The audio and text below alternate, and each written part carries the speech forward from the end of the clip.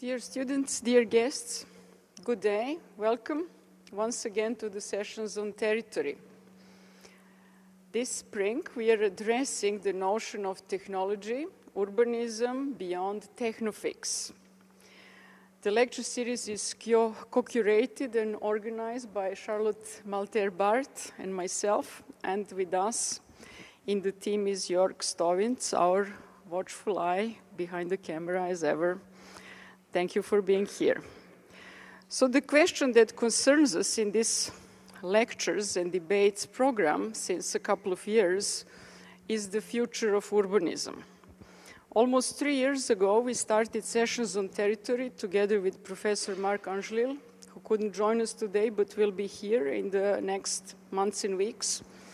So we started with the question, if urbanism is a discipline that should keep its relevance in the future as part of architects' education and architects' practice, what should be its main concerns and its main features? Under the term urbanism, we have subsumed a range of related fields, from urban and landscape design to urban and territorial research, and to a range of spatial practices that include activism and artistic work. We also understand urbanism in an extended sense as a broader perspective that goes beyond cities to urbanizing territories and to the planet as a whole. So let me take you back a couple of years, a brief look at those past sessions. In the fall of 2017, we started under the theme Urbanism Beyond Neoliberalism. The goal was first to consider urbanism as a practice in the late 20th and early 21st century at the time of strengthening of neoliberal ideas and ideologies. We debated who has the power to influence and shape urban environments, and what is the role of architects, urbanists in these new constellations. We also put a spotlight on the notion of urban project, the formidable new designs and new spatial realities, from vertical forest to the border separation zone between US and Mexico, for example, so the new spatial realities that we see emerging under these conditions. Then in the fall of 2018, we relaunched the sessions in relation to the notions of Anthropocene and ecology, in order to consider how the agencies of urban and territorial design will be shaped in the future by the challenges of the ecological crisis and the necessity of the so-called ecological transition. And finally, today, we are glad to be back in the 5th series to debate the future of urbanism in relation to technology. Technology is, of course, everywhere. Digital networks transform space and everyday life. They penetrate both the built and the unbuilt environments. So in the following 5 events, starting today with Theo Deutinger, then Iris van der Tuin, Nana Verhoef, Ola Soderstrom, Ines Weitzman, and Pascal Muller, and many others, as you see in the lineup, we will reflect on how will machines and those various digital tools that are emerging impact the design field. In doing so, we hope to go beyond the techno-fix, beyond the idea that technology will save us, and instead toward formulating more interesting, more urgent, and more socially and environmentally constructive responses. So it is my honor and pleasure now to welcome Charlotte, my co-curator and organizer, who will share with you the curatorial statement. Thank you very much. This is I think, very exciting topic, and I'm really glad that I had the opportunity to help craft the content and the lecture series. And I will just read what are the thoughts and what we're also trying to do in this series. So, in the name of efficiency and productivity, technology transforms spatial practices and impacts the built and natural environment, propelling us into the ongoing Anthropocene era.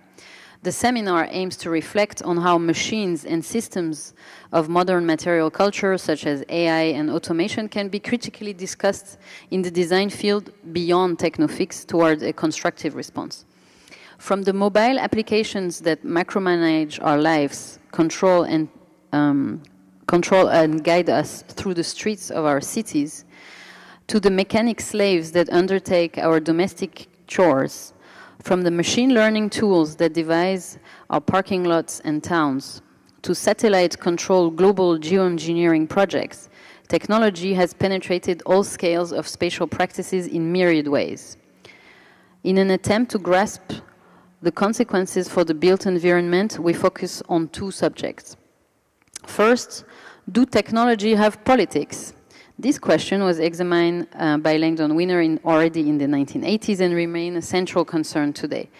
For instance, large chunk of data is consistently fed to systems that physically affect people's lives, embodying specific forms of power and authority.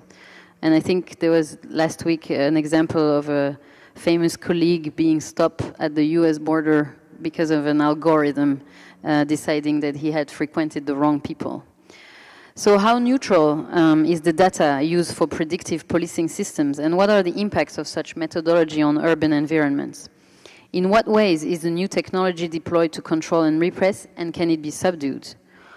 When high-tech industries are touting the so-called smart urbanism and the promise of technological governance, what does it entail for cities and populations? What could be the response to this neoliberal and dysfunctional yet trending model? Such exploration lead to the other questions. How can architects and designers respond to the fundamentally problematic fact that technological progress is a disequilibrium process? If it is true that every technological solution in turn creates problems that need to be fixed through further technological development, can we mine history to reassess these failing paradigms? For instance, by making visible the complex circuits and forms of connections behind technology. Finally, can the powerful tools at the disposal of architects, such as City Engine, adjust to the challenges of the Anthropocene era toward a more democratic and responsible form of strategic practice? With these questions, we aim to reflect on how machines and systems of modern material culture can be critically discussed in the design field beyond techno-fix toward a constructive response. And for the first session, we have two great guests. I'm letting Milica introduce. Yes, I will introduce our guests for tonight.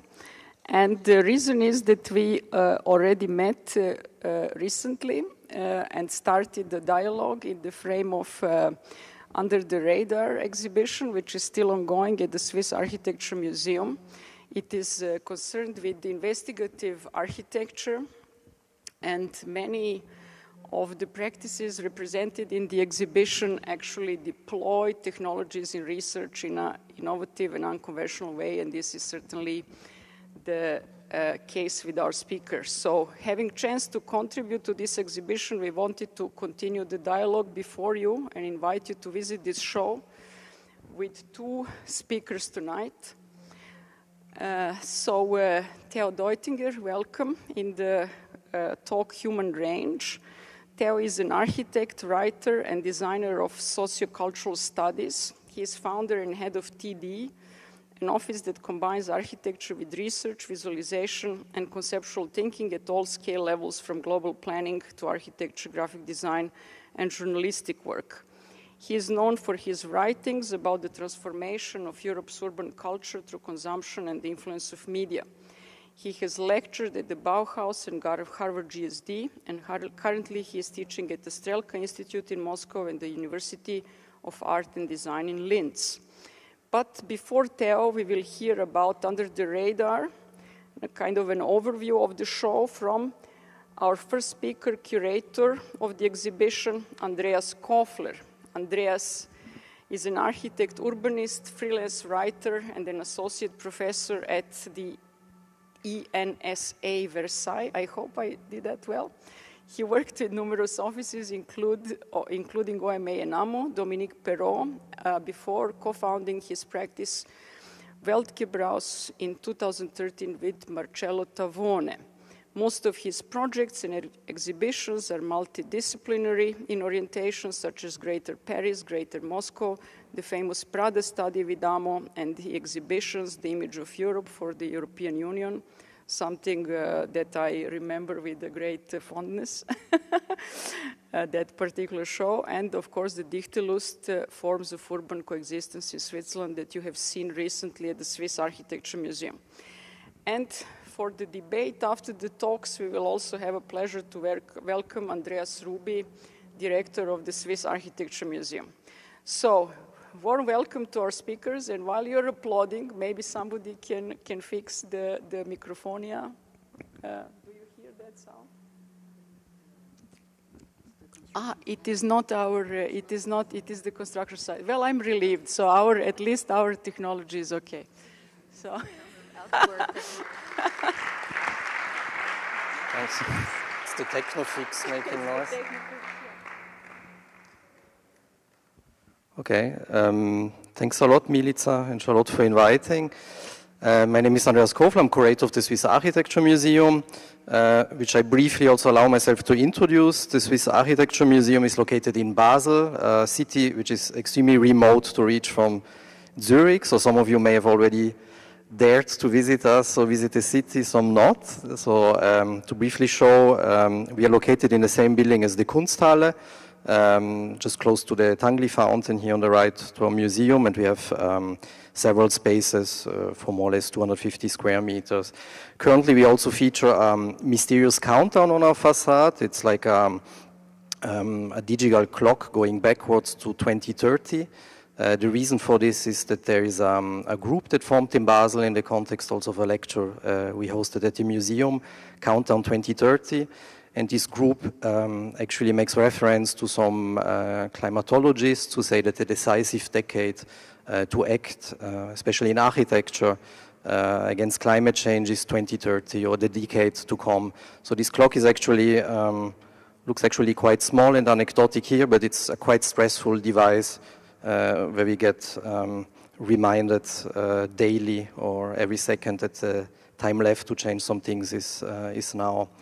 Our museum exists since 35 years. We recently celebrated our birthday in our rooms, and in this context we also showed or looked back at all the exhibitions and publications we did. So we unfolded them on a long table with a sequence of all the topics we hosted so far and all the publications. We had 170 exhibitions so far and more than 70 publications.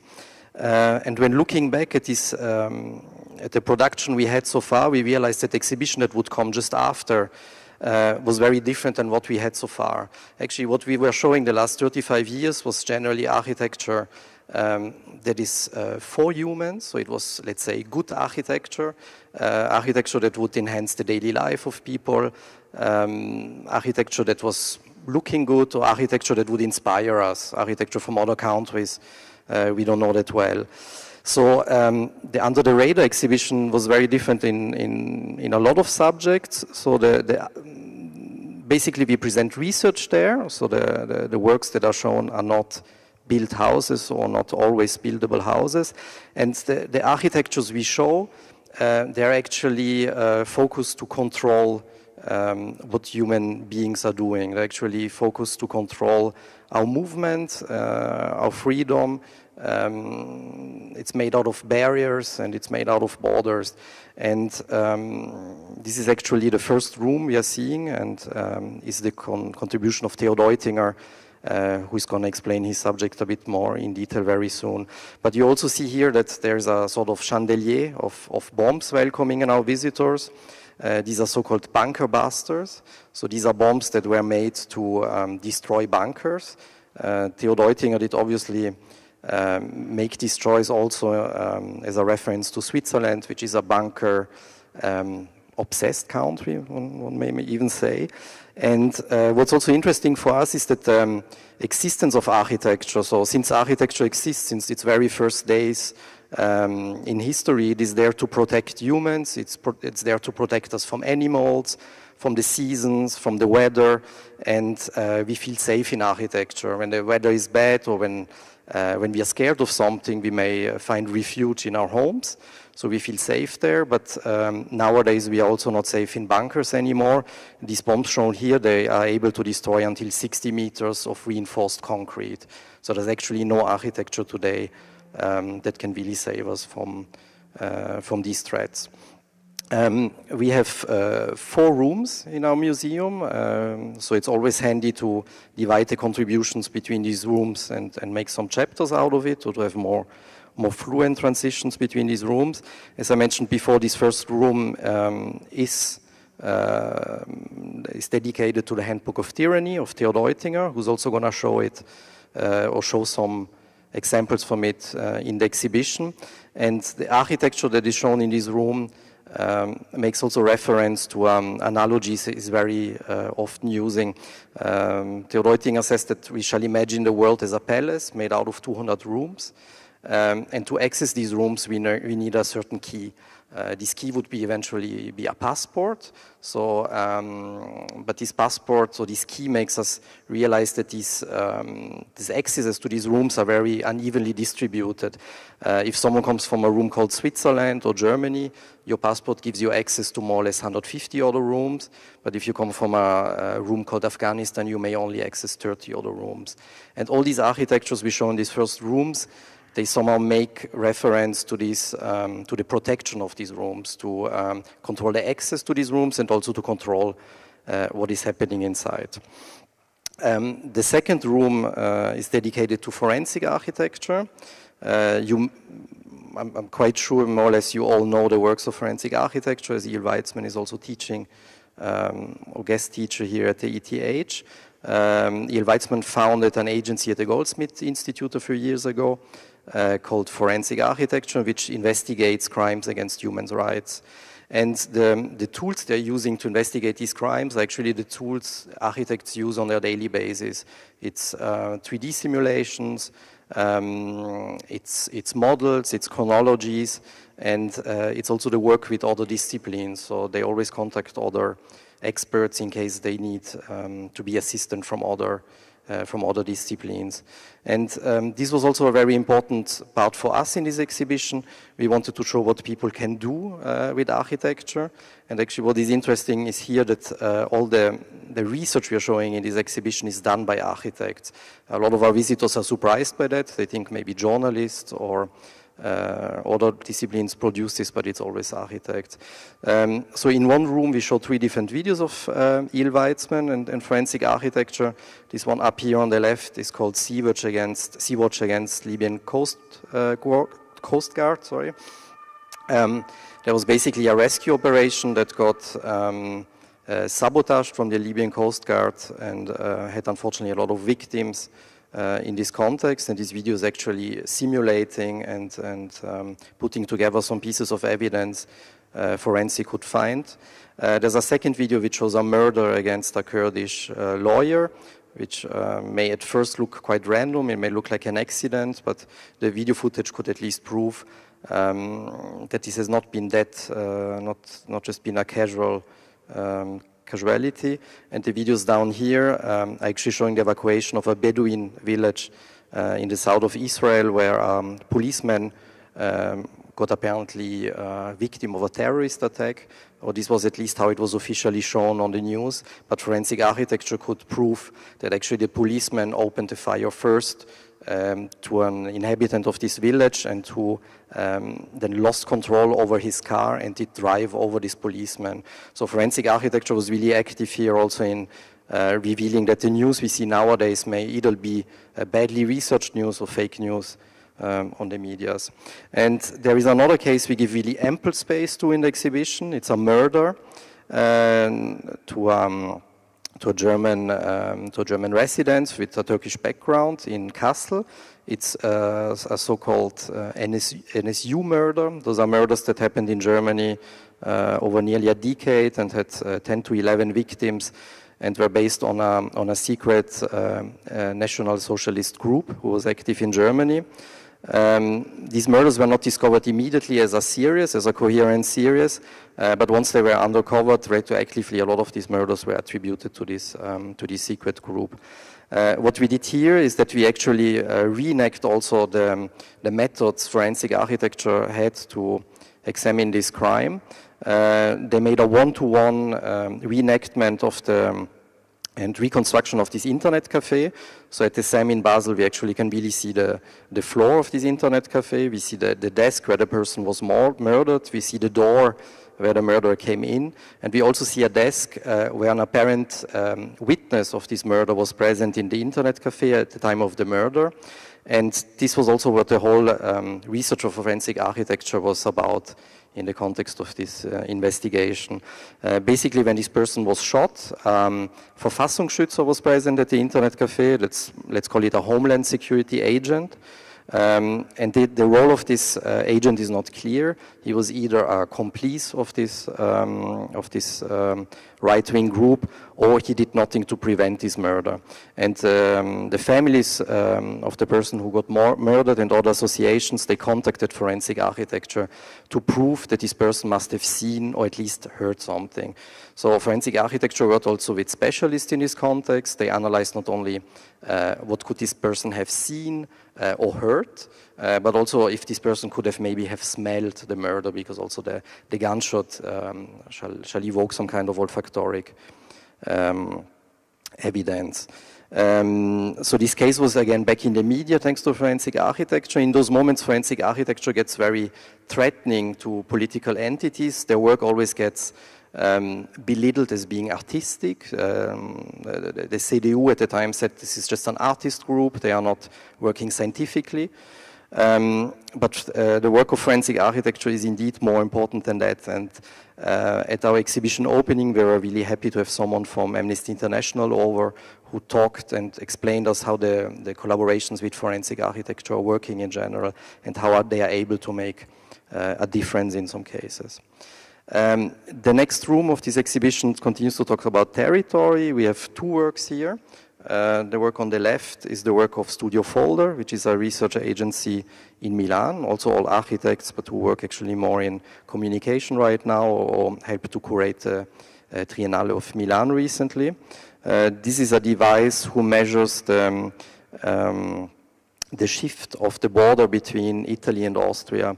The border between Italy and Austria, or between Italy and also Switzerland, runs partially to very high and remote geographic entities.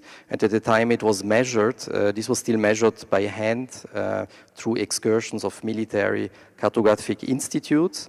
And so the first evidences of this border, they were not only drawn on map, but they were also drawn and marked on pictures and on accounts how this border is running from one peak to the next. So this was actually done on the surface of the glaciers, but we know that glaciers are in constant movement through the seasons, and now through global warming they even move more strongly. So the shift of this border is more or less 50-60 meters to the year and to the seasons, and sometimes as Italy or Austria or Switzerland gain or lose some territory. This is not dramatic. The countries met a few years ago and they agreed to bilateral treaties that they won't claim territory back once they lose it, because sometimes there's one party losing it, sometimes the other one is gaining it. But we know from other countries, like we always use Kashmir as an example, that even wars are breaking out just for the shift of a few hundred meters of a territory. And also here it was interesting, a few years ago, a mummy was found in this area, the so-called Ötzi, and it was quite soon clear that this mummy was older than just some military from the First World War. So there was an economic and scientific value to this finding. And the border had indeed to be redrawn because it was long not clear if the person died on the Italian or on the Austrian side. Died, I have to say, is also like to see as a metaphor. The person obviously died when there were no borders at all. So this is quite an exciting contribution for which the architects actually went on the mountain himself, on the glacier, and then positioned so-called GPS reading devices, and at the time this project was first launched, the border could be drawn live through this pantograph on maps. And the first time this project was actually shown was at the Biennale in Venice. So in Venice, the visitors could actually get like a freshly updated border printed out every minute. What's puzzling for the visitors of exhibition is that the architects here, they are not behind their desks, they are not behind a drawing board or hiding behind a computer. They're actually like on 3,300 meters, arriving with a helicopter and being quite adventurous.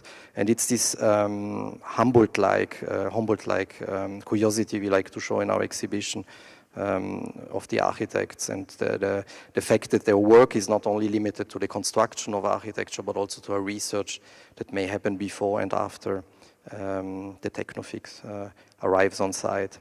Another project where architects went into a territory in which they are not, let's say, welcome or needed anymore is on the opposite side. This is from Kung von Klingo. Those are two young architects that worked at Herzog & Demeron for some years in Basel and now have their own practice.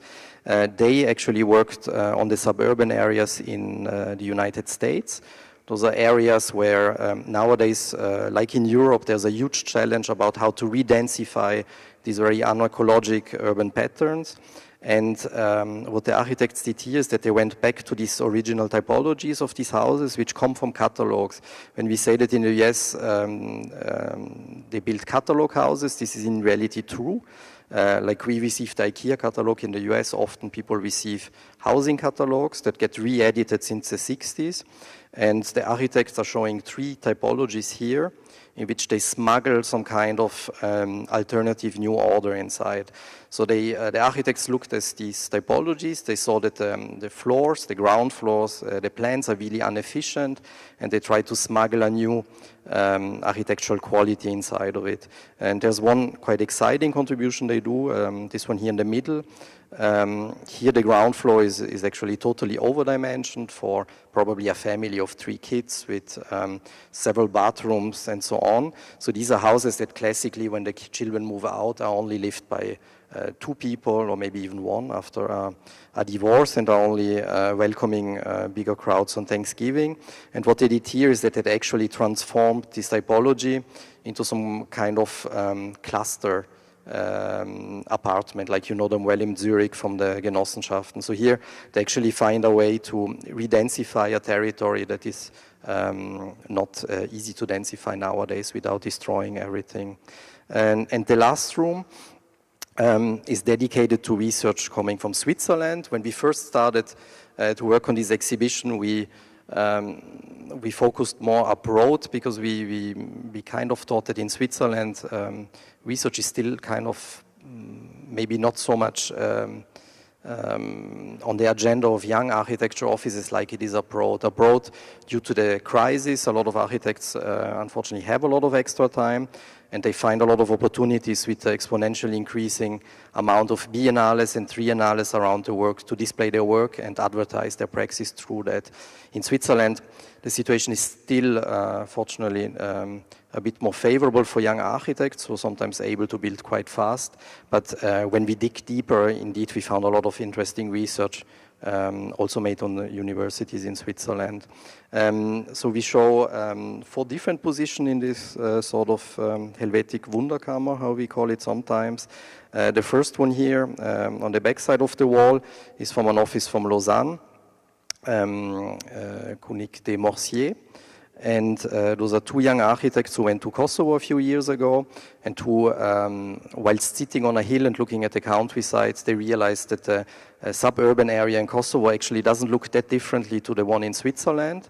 And they said that it would be interesting to exchange and research about these areas with some researchers from Kosovo. And they made also a very interesting movie where they interview other researchers around the world about suburban areas. There's Bruno Latour in there, Paula Vigano, also Milica Topalovic, who participated in this project. On the right side, there's a contribution from a university. This is the LABA, the Laboratoire Bâle from the EPFL Lausanne, which is led by Harry Guger and is based in in Basel. They researched a few years ago about potential population increase in Switzerland. So this work happened in 2014, which was a year where a lot of referendums were held in Switzerland against immigration, and the populist politicians always scared people, saying from 8 million in Switzerland, or 8.5 nowadays, we will suddenly increase to 14 millions and that the country is going to collapse under this weight. What the architects did here is that they simulated a potential growth through different strategies. An interesting strategy is, for example, to reinforce network cities like Olten, where there's more people now working than living, and by that they actually realized that they could, Switzerland can indeed host 14 million inhabitants if this would really be needed. The biggest challenge in that case would be the transport network, which is already quite saturated. The work in front, on the other side, comes from Philippe Rahm, who's a Swiss architect, but is based in Paris now. Philippe Rahm is quite famous also for a Swiss pavilion he did in the Biennale a few years ago, where he reenacted or simulated the atmosphere of the Matterhorn. Philippe Rahm is an architect who says that for him the most important building material is not concrete, it's not wood, but it's air, or it's actually the climate of a room. So he defined a sort of meteorological architecture in which the feeling on your skin or the perception of temperature and humidity is more important than what you actually face in the room itself. And he always, or he sometimes also simulates the aesthetics of this, or celebrates the aesthetics of these devices in exhibitions. This table here shows a book of him where we see an installation where he works with heat or with cold, so he often reenacts or simulates these climates in exhibition spaces. And through that promotes the central character of these new technologies that are actually needed to retrofit also now a lot of buildings due to the climate change and global warming. And last but not least, there's a contribution of the chair of Architecture of Territory at the ETH Zurich, led by Milica Topalovic and assisted here by Hans Hortig and other talented students for the contribution we saw in our exhibition. It's the research they made on Singapore, on the hinterland on Singapore, and is also probably going to produce a book that is going to be published very soon. The two main resources that are presented here in the exhibition are sand and labor. When the chair went to Singapore, they realized that a lot of these resources come from the hinterland. Sand indeed is one of these resources, which is needed for land reclamation in the port to actually extend the limited territory of Singapore. And another resource is labor, which also comes from the hinterland or from the neighbor countries of Singapore.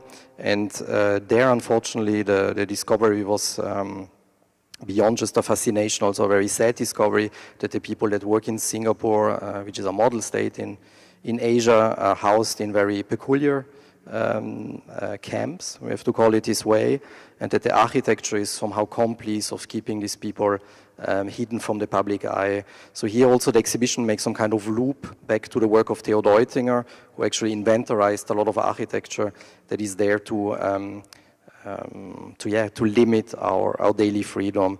In this case, for example, there are windows that are mounted really high in these camps, so the inhabitants can look outside, but they cannot be seen from inside. And when we look closer at them, they also have barbed wire and other fences, like we saw in the contribution of Theo Deutinger, who I maybe give the microphone now. Hello. Thank you for inviting me here. I'm very happy that there's a theme,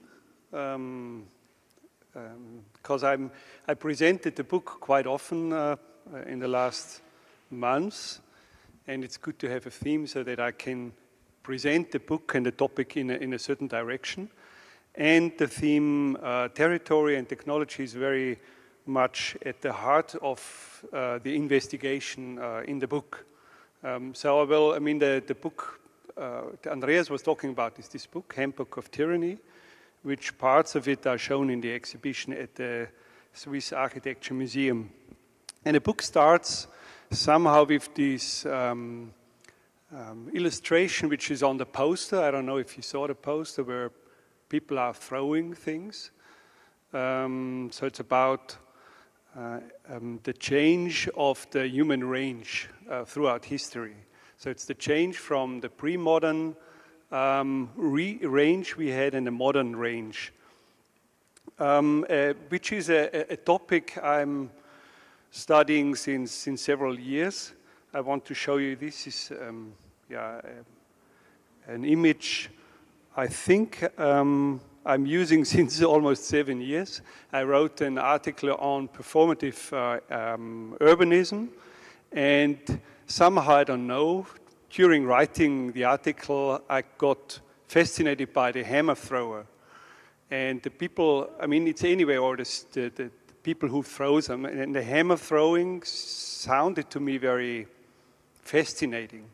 Also, at least to throw something, because you mark a territory and you claim somehow a territory.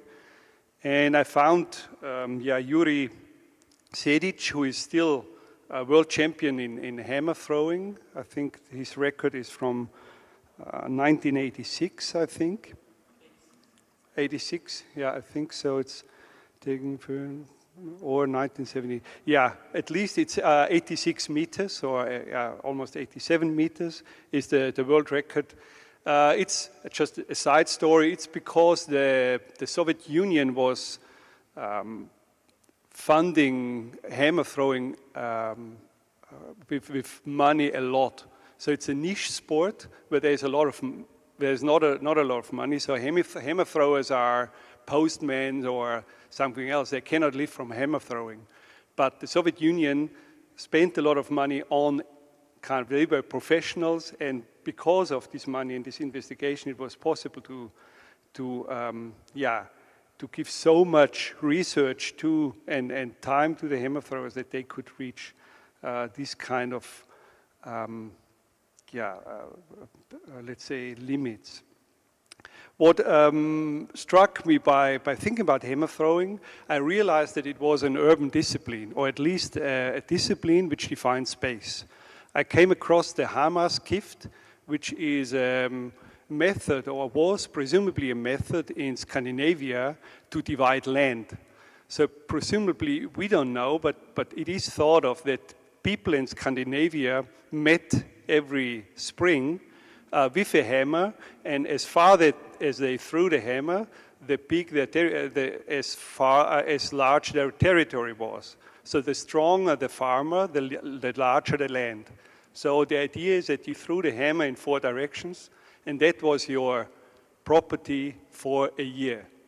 What is interesting that let's say the strength of a person directly relates to the land around him or her. And you had to stay fit all the year long, because next year you had to throw the hammer again. So I found by going on and on like that, there were a lot of indications that similar practices were even in Switzerland and Germany and Austria. For example, millers who were had a mill along a creek, they were allowed to fish in this creek as far they could throw the hammer down and upwards the creek, the river. And also some disputes about borders were settled by throwing the hammer, throwing a key, and so on. So this reach, or the fitness between human and territory, I like this link between the direct link between human and territory. Of course, we also know the Nordic mythology with Thor, which now became quite famous through Hollywood, but it's kind of quite an old figure. But yeah, I wrote here that the fitness. So the hammer, and then I kept on researching into the hammer, and I realized that the hammer virtualized or materialized or got incorporated in a device like the clock. Here you see a hammer, which is a much more elaborated hammer, which results in a different sphere. Like if you have then let's see what it is. I mean, the hammer you just can throw in one direction. If you kind of have the sound of a hammer or the sound of a bell, it goes in all directions. So it makes a kind of sphere. which dominates the space. So this was the next increase of dominating or turning land into territory. And I tried to figure out different steps of development from hammer to clock.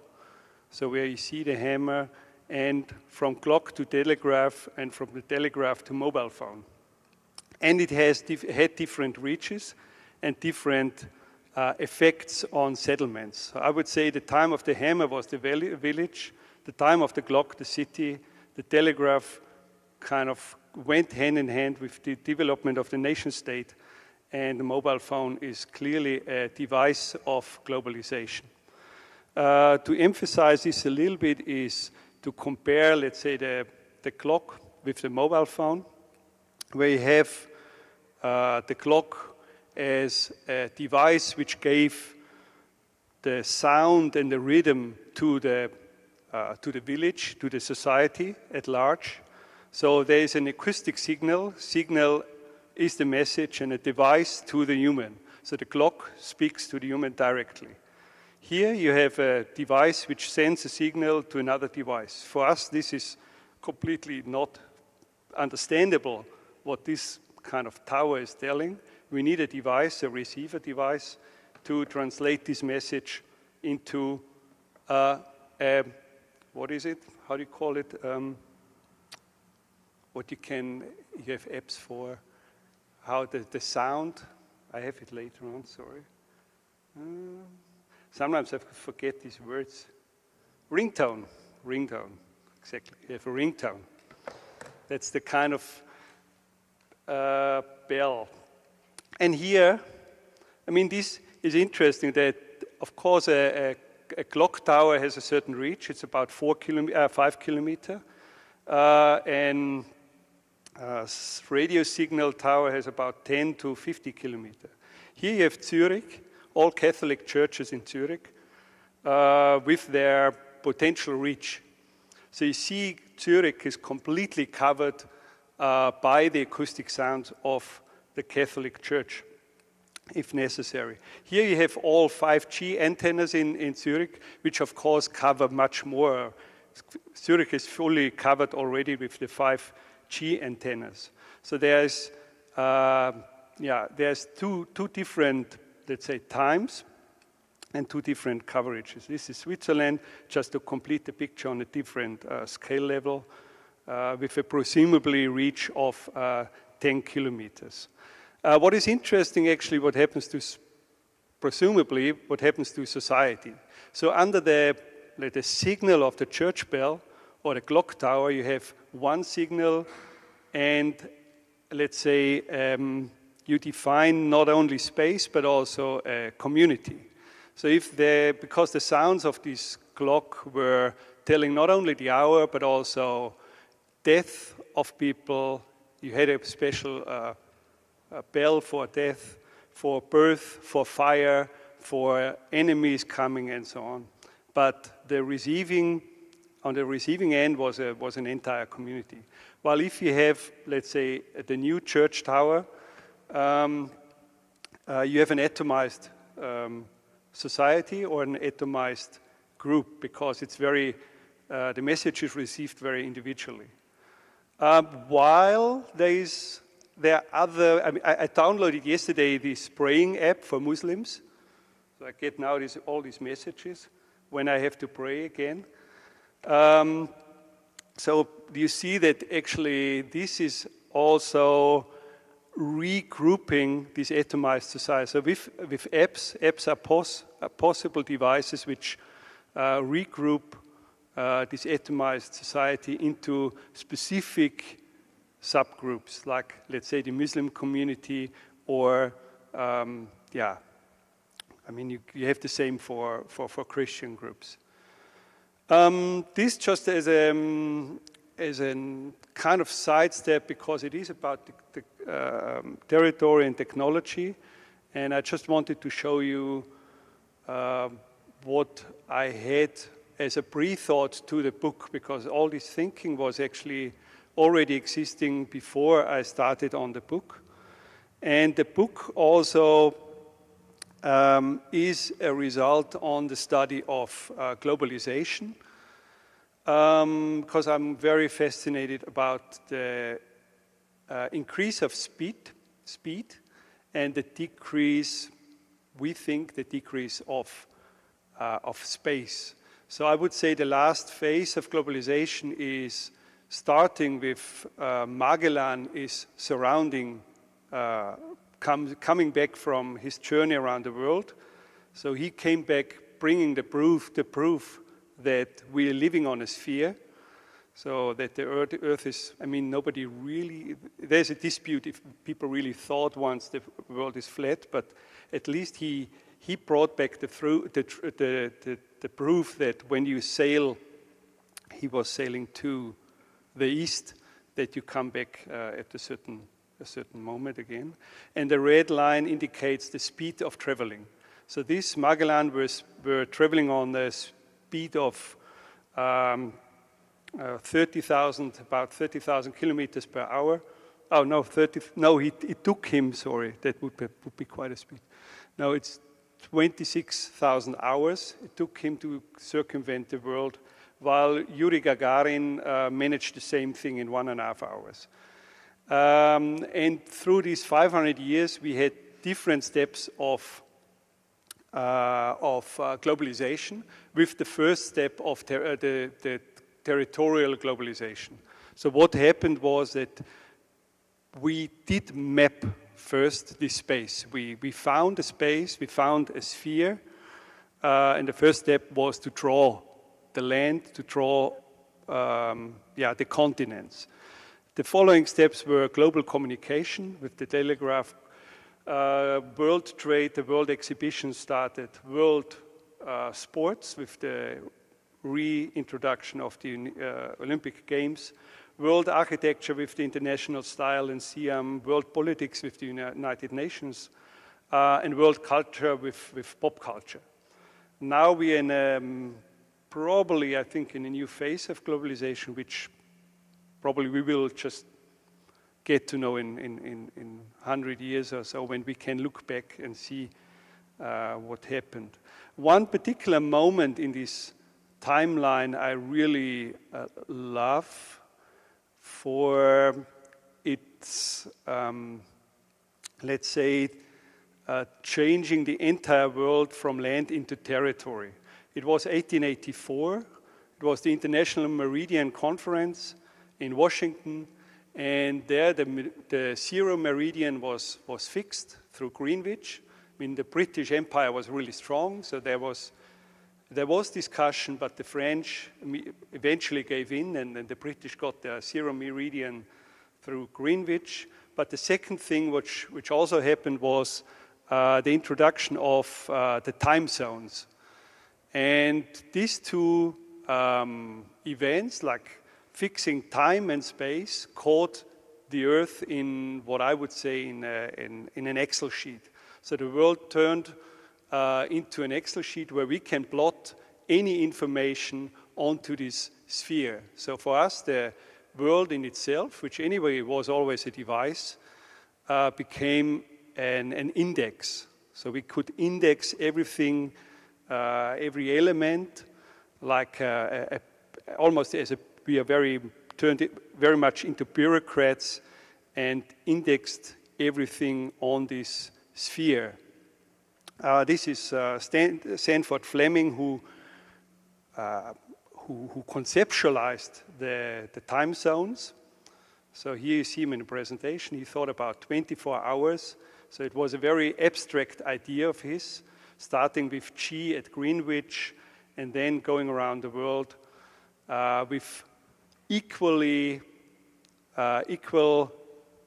sized segments of times. So he thought we would have two watches, one with the world, the global time, how he called it cosmic time, and one with the local time. Because before the time zones were introduced, every city had its own time. So the time in, let's say, in Zurich was different to the time in Basel. It still is? I don't know. So he thought about two clocks, It happened differently. We have now 38 time zones. There was a kind of compromise. And this is somehow the Excel sheet, the world as Excel sheet plotted in terms of time zones. We have the weirdest elements. I mean, it's very interesting. For example, China has one time zone. So it's an enormous stretch from here to here. But yeah, a communist regime can do that. I think people must have sunrise at 2 o'clock in the morning at certain parts. I don't know, I cannot imagine how this works. But it is practiced like that. Hugo Chavez turned back the time half an hour because he didn't want to be in the same time zone than George W. Bush at that time. So countries just can change as they want. Nowadays, there's new discussion about time zones at all. Because I don't know if you realize with summer, how's it called? Saving times, summer saving times. And your devices, they switch automatically. So you don't even realize that the time changed. So theoretically, we could have a dynamic time.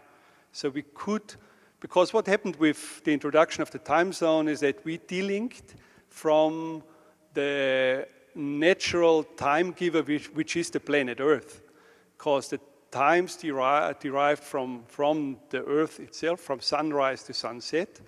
And with the introduction of the clock, we delinked ourselves from this natural course. Yeah, which, of course, gave us the technology to rule time, so to also start at 9 o'clock in the morning and end at 5 o'clock at night to work and so on and so on. So we were taking over from nature, taking over from a given time, so a very unreliable source of time, which is the Earth, the planet Earth, to a very reliable source, which is the atomic clock, for example. So it's a technological move. Yeah, and this technological move, I think, changed not only time, but what humans did with many layers of technology.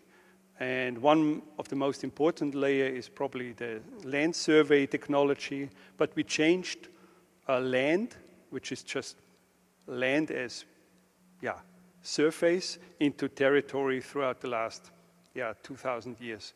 So these are all known nation states and empires at the different times. And now we take it for granted, but if you look at that, there is no unaffected place on Earth from technology. It's a complete 100% organized sphere, 100% covered by, let's say here, the regime of time, of artificial time.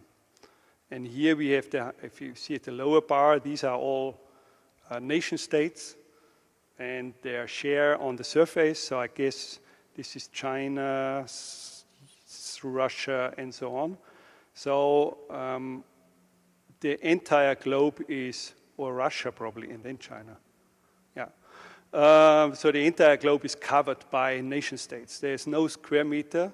Oh, there's Mary Bird land in the Antarctica, sorry. On the Antarctica, there is a part which is land and not owned by any nation state. Yeah, this is somehow a long preview to the book. It is difficult anyway to show you a book on slides. And it's very boring not that the book is boring, but the presentation would be boring if I would just go through the pages and say, oh no, that's the next page. It's better you buy the book or get it at the library.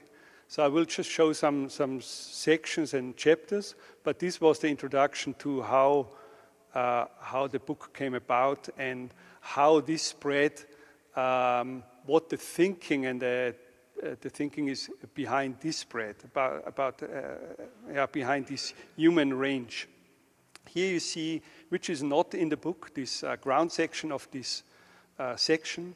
In the ground section is much more extreme. This is the pre-modern range, and this is the modern range. So you see the enormous increase in, let's say, surface from not even 1 square kilometer to almost 40 square kilometer, which one human being can defend with a firearm.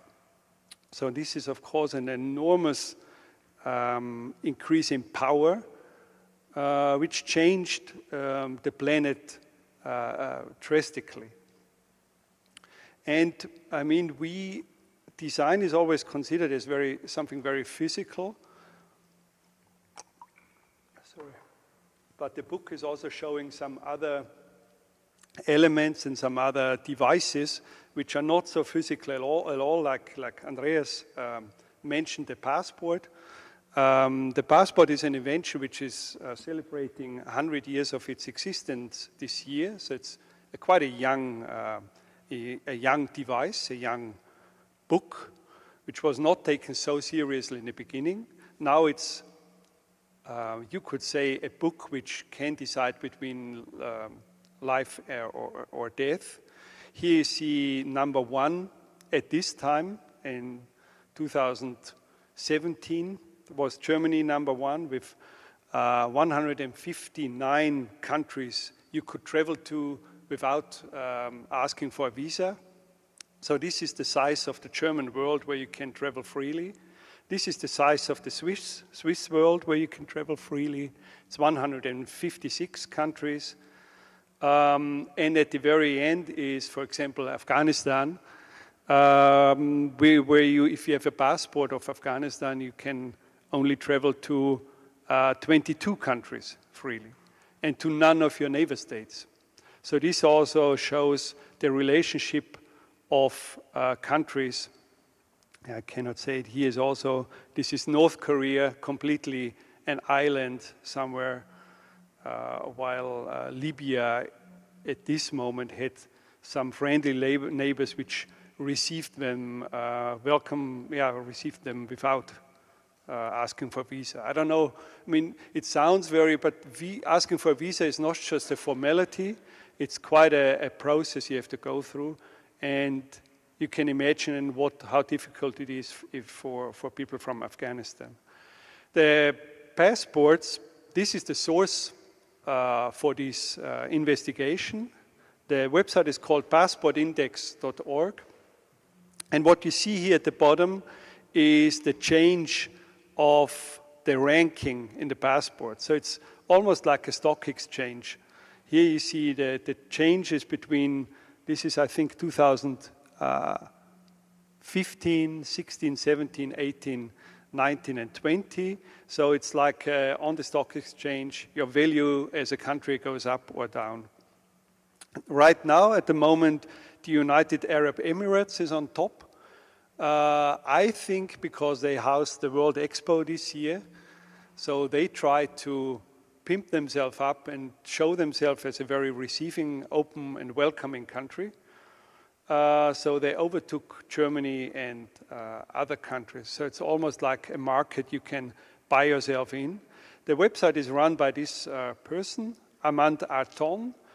Looks quite friendly and, let's say, in good company here, while he's also a person who sells passports. So he would manage you a passport from the USA for $500,000, or a UK passport for $2 million, or a Cyprus passport for $2 million. So that's how this person makes his living. I just want to go on. As Andreas explained, I try to sometimes explain the passport as an entrance ticket to the world. We tried, I don't know if this is successful, if this is a successful image, but at least we tried to show this palace earth, where you see there are no corridors between the rooms. So if you're from Russia, you cannot, if there would be corridors, there would be waiting rooms and so. But this palace earth has no corridors, and immediately if you step out of Canada, you are in the US. So there is no way out. And if there is somewhere war and the others shut the borders, you are imprisoned in your own country. Here's an exceptional part of this palace where Walls are removed and columns are instead there. So that's the European Union, which has no walls anymore, but kind of a loose system of walls. This should be a dotted line which shows the beams. Yeah. Pardon? Yeah. Okay. So the second section in the book is about walls and fences. Here you see the fence between Austria and Slovenia. We drew and redrew actually all existing fences and walls between nation states in the world. So it's more than 60 typologies. This is probably the most extreme existing one, which is 18-meter deep.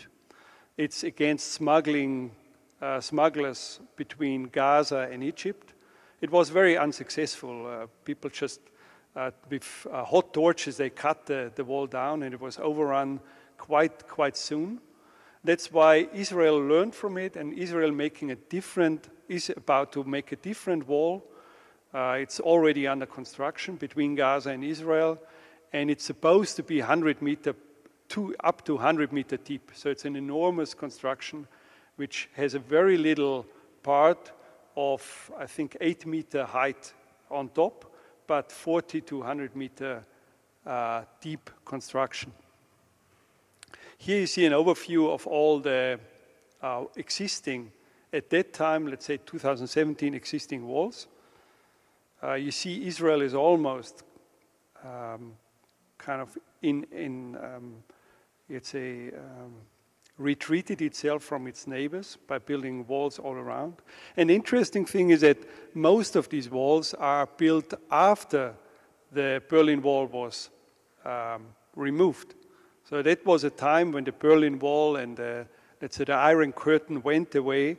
There was the belief that now it's the end of walls. Now we learned our lesson from history, but it was actually exactly the opposite. So it atomized, and the Berlin Wall walls can be found all over the world. Oh, here, should I show that? Yeah, we could show that. I don't know how much time we have. Because I have here a little animation about the development of the border between the US and, let's see, I have a timer. I should not talk too long, I think. 6 minutes left to half an hour. Okay. No, 4 seconds, 3 seconds, 1 second left. Okay, so it's half an hour. So here you see, maybe we could make it a little bit quicker. But you see that for a long time there's just border crossings evolved, because we think that the wall between the US and Mexico has a long history. But up till, let's say, 1993, 4, nothing happened. Here you see a little bit a border wall appearing, 2002, 3. And it really was built in the last 10, 15 years. So mostly under the George W. Bush and Obama administration, this wall was built. Before there were just walls around the border crossings or no walls at all. Another chapter in the handbook is about architecture or design against vehicles, because the vehicles are used as weapons, and many cities armed themselves against vehicle attacks. So here you have an urban ground floor, how to design an urban square that trucks cannot take up speed. And here are several designs against vehicle attacks, which all should be somehow designed in a way that people don't see it. Even large-scale advertisement from concrete is used. So here you see an example from the Christmas market in Vienna. One day later it was covered as Christmas presents. So we as people who visit the cities or live in cities, we don't want to be confronted with these designs because we don't want to be confronted with possible threats. Another chapter dealing with a similar topic is crowd control, where the police is having devices, but also the police as in itself has methods to control large crowds. Here, for example, is shown that technology not always has to come in the form of a device or as physics. It also can be in the form of formation, like these are police officers who form as a wedge and kind of separate a group of protesters. Or this is a kettling where police officers are surrounding groups of protesters to kettle them, which you would see here. This is as part of the Occupy Wall Street protests where police officers with nets were kettling protesters, which is very bad press. And that's why the police is trying to get more and more technology which is not visible.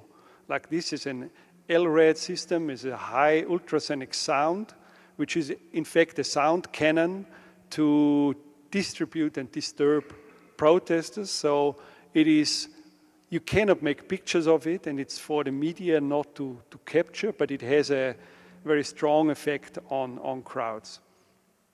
And here I just want to introduce elements which are not so much in the book, but more and more go into the virtuality of technology. This is a shot spotter, a microphone which detects gunshots, and together with the cameras and together with license plate readers and with a big war room, people can be traced through here. This is, for example, Lower Manhattan.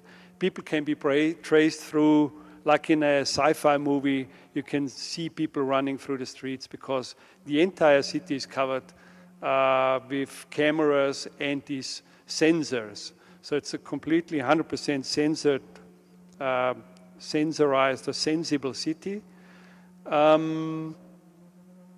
Yes, and people can follow. There are examples where people are followed through the entire city. It was developed by Microsoft together with the NYPD and is now sold to other US cities. Also Switzerland has its invisible surveillance system. This is, for example, the drones which surveil the borders and the land of Switzerland. This is the old model, and this is the Hermes 900, the new model, which is in use since this year. Here you see from the old model 1 year of its covering the territory, which looks not so much, but it is, if you think about it, these drones are flying in the height of 5,000 meters, that they're constantly doing, and we can be constantly watched.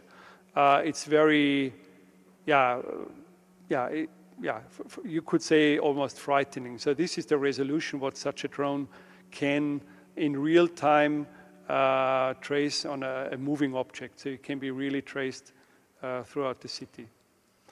One event I want to close with is the Hong Kong protests, which is not mentioned in the book, but which is, as being an author of this book, was very interesting to follow how the techniques are and have been by the protesters, because I knew the tactics of the police, which they also knew, and how they reacted to the police force. So while the police force has its sign language, also the protesters developed their own sign language. So from helmet to scissors to, let's say, we don't need anything anymore. A whole set of sign language was developed, and bringing from the back rows to the front of the protesters like helmets, water bottles, and so forth. Also, the devices like this fence is in the book, and the protesters rearranged the fence to their needs with cable ties to block the streets. The umbrellas were used to hide their faces, to hide their identity, but also police did not really know what they would hit. They just hit an umbrella. They did not hit a leg or a hand or a head. And they used street cones to extinguish smoke bombs. So completely a new set of tools were developed and emerged through these Hong Kong protesters. They also learned from the first umbrella protests in, I think it was 2015. And yes, it was very well organized and very high level of intelligence, you could say. By the way, the smoke projectiles came from the US and UK. We had them, funny enough, in one of our exhibitions, not knowing that they were in use in Hong Kong. And I want to close with technology. One of the biggest threats was the being identified by the police. That's why they developed the leaderless protest. So there were no leaders, so that the police could not single out leaders and stop the protest. There were also devices developed to blind cameras, like with laser pointers. They blinded the mobile cameras. With sprays, they blinded the stationary cameras. And this is a very extreme video which shows bringing down the smart city, you could say.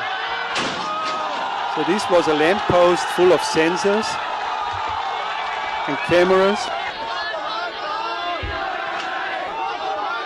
And I thought this is very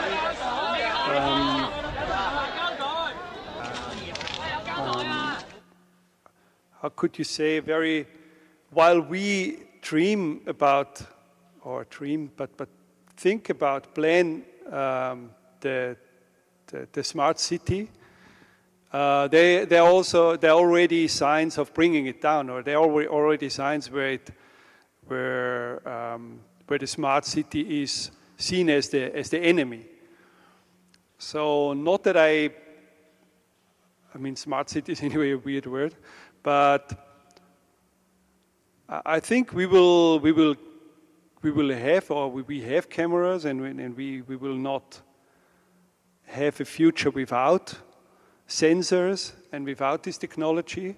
But I think there will be a time of getting to of fighting it, or getting to live with it, or there probably need to be somewhere restrictions that it cannot be turned against us. That's probably the thing. Okay, thank you. Thank you very much. It was great fun, very entertaining, like watching a good, I don't know, sci-fi, or maybe close to reality, something like a Fight Club or a movie of that genre. And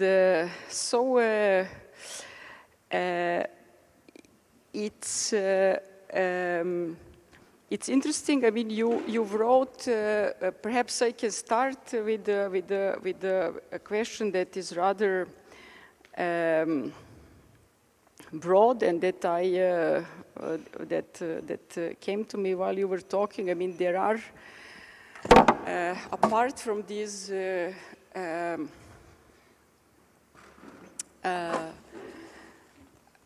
let's say very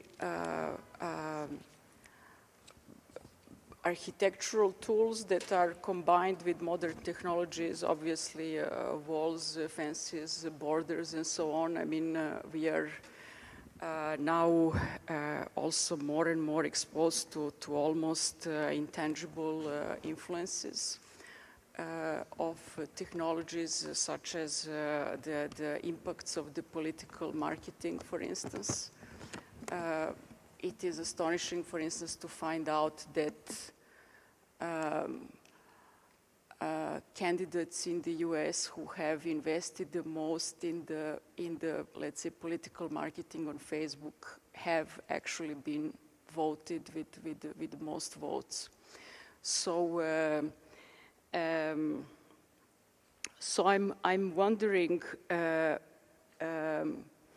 is there a way to addressing or thinking through these kind of less tangible impacts of technology? You know, I mean, I'm wondering, let's say. Yeah. How to show them? You mean, or how to? Yeah. For me, it's. I mean, there's. Let's say with the examples in the handbook are very tangible. Right. Yeah. Oh, shit. Sorry. It's always. I also have a new phone. I don't know how to switch or how to. I could put it in flight mode. That's a good one. Sorry. That's fight with technology. But I mean, there are some. I always think technology leaves traces somehow. Like the mobile phone has the antenna masts, and yeah, we have server farms, and yeah, everything at the end is very physical. Like even the passport is very physical at the end, and one just needs to see where it pops up, where it's always very. Every technology has its own physicalities. What we learned with mobile phone, that suddenly we have the rare earths, and it's South America, which is very much in the spotlight of battery production and mobile phone, and so everything is very, at the end, very physical. So, Milica, you were asking about these low technology kind of apparatuses. What's their impact, or what do they make a difference? Did I understand your question correctly? Because so let's say it's interesting, or perhaps I'm wondering to what extent we are aware of the impacts of technology, to what extent we can be aware because of the complexity that arises. And you have, you know, I found fascinating the examples that you have shown in terms of for instance, atomization of a society that is somehow implicated in the use of the mobile phone, right? So in a way that there is a kind of a reduction of you know, direct communication and so on. And I am, so let's say, just thinking of a couple of recent examples that we encounter in the media. So for instance,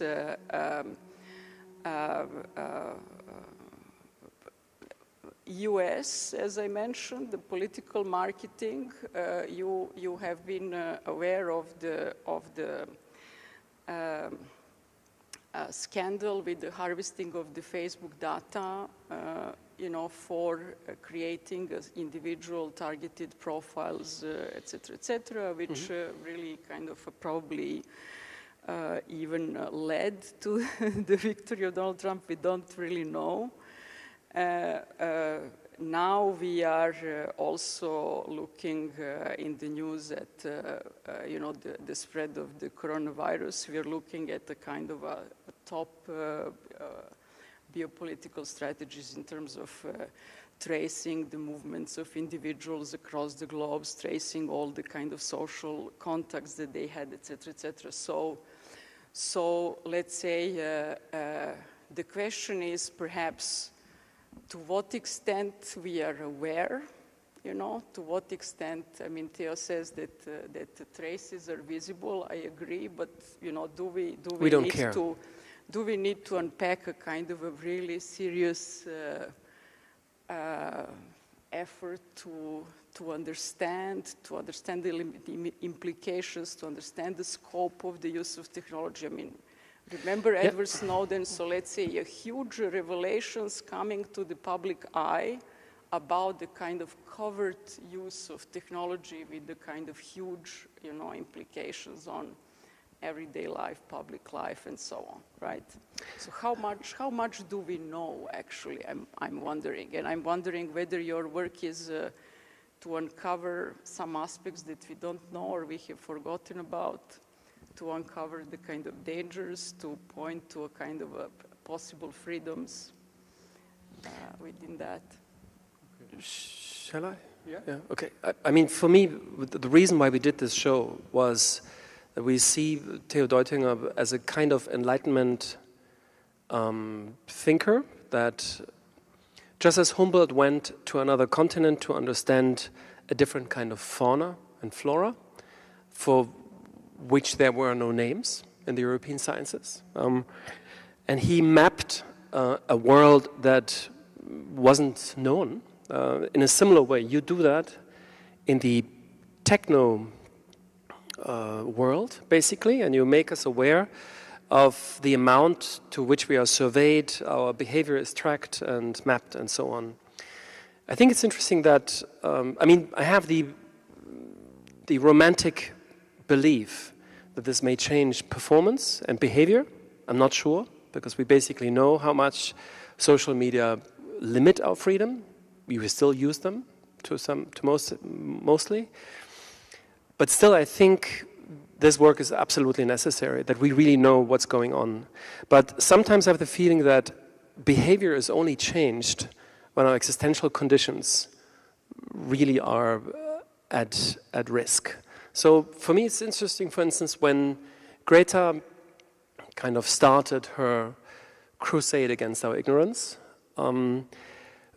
she basically put out the facts that we already knew, or at least then we knew.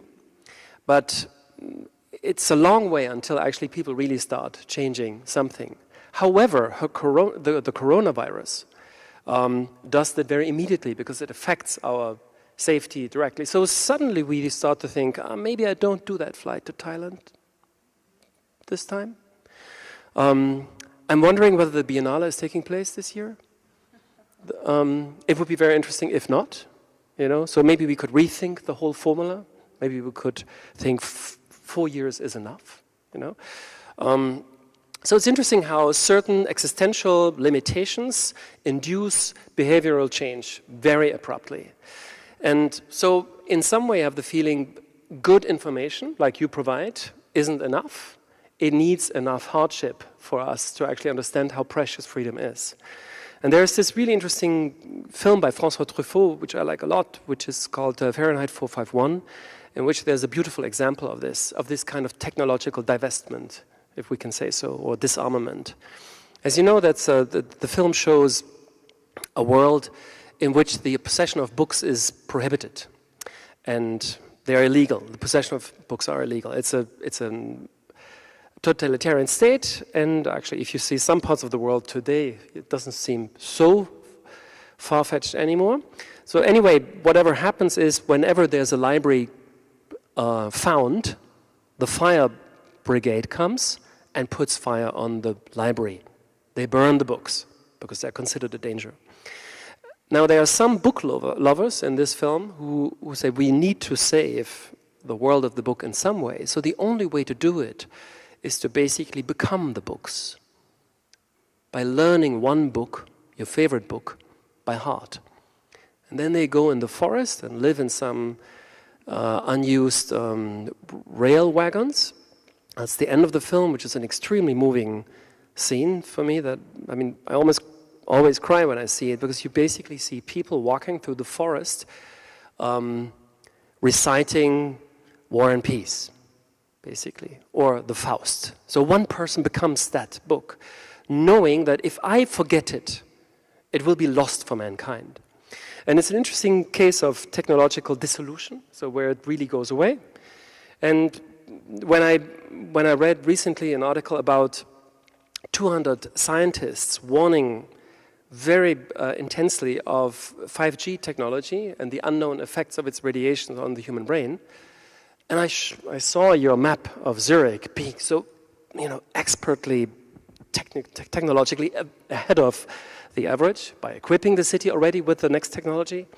I was wondering, maybe, in some time, those areas like Zurich will be the least kind of favorite spots to live, and maybe those spots that we now kind of suffer from, somewhere in the mountains where you have no cell phone receptions, where there's no tourists coming, bringing in their baggage one or the other virus that may be dangerous to us.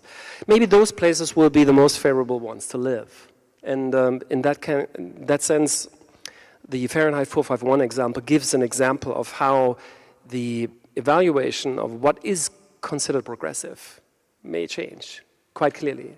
And it will change the quicker, the worse our actual survival situation gets. I pick up, because this is a wonderful transition to one of the questions that I think is kind of hovering over your talk and also over the show somehow, which is the kind of narrative of progress. And I think the example of the 5G is perfect, because we're all now beaming our signals. There is kind of an awareness of let's say, via technology, our presence in the one hand. And this is very much embedded into this question of progress. So, right, the fact that we're going in the right direction, and 5G is just the logical step after 4G and 3G. And so it's just, there is there's no evil to it, right? It's just we're going further, and that let's say, in the way you place it in conjunctions with all these devices that are in fact harmful to or about control, right? About controlling people and about controlling movements, somehow goes in this question of this to trying to answer, does technology have politics, which is, I think, goes against the idea that technology is about progress. In a way, there is this kind of desire to neutralize technology. And then there is this, I don't know if you paid attention to the example that Theo was giving with the drones, and then you have like a nice little chart, and on the chart it says where this is fabricated, and it says RUAG, Earlycon. So actually, our neighbors are fabricating drones to control us. But this is all shredded, or like, let's say, enveloped in this discourse of progress and somehow neutrality even. I think the fact that it's produced here and being the Swiss kind of context also talks about that. And then I wonder, how to go about with this. How do you actually step off that discourse of progress? How can you actually oppose that? Because I think that's the most tricky thing. No one can actually oppose progress. We all want to have like quick phones. Like, everyone is irritated when its phone is not working for like 2 seconds. So how do you position yourself in this kind of let's say, paradox? We all want the phones, we all want the 5G, no one wants to be left behind, but at the same time you're in this kind of triangulated evilness. I don't know, I don't have an answer, I'm actually asking you. Yeah, there's also, let's say, getting used to, we have a lot of technology, like the toilet, which is not so old. And we would never, or the vacuum cleaner, or the dishwasher, and so, which is 50, 100 years old max. And we got so used to it, we would never question their existence. So there is also a natural living with technology, or the chair, or the table, or even the floor, or the steel beam is also quite young, maybe 120 or 150 years old. So, yeah, it's always very difficult to, I think, there's this, the introduction phase is always the testing one. I mean, if time goes on, we get so used to it, we would never question, vacuum cleaner, we don't question it as a threat or anything. So it's very difficult to, for me at least, to immediately call it evil. Yeah. I don't know. I mean, with the whole sustainability discourse, I think we have this kind of inversion so dramatically between the logic of efficiency and sufficiency, right? And it's, I've found this interesting example where the most ecologically efficient wash machine that exists today in the Western world was kind of compared, or they basically tried to understand what is the ecological impact of this best piece of sustainable technology that we are able to come up with now. And they said, well, in comparison with everything else that we produce here, it's really great.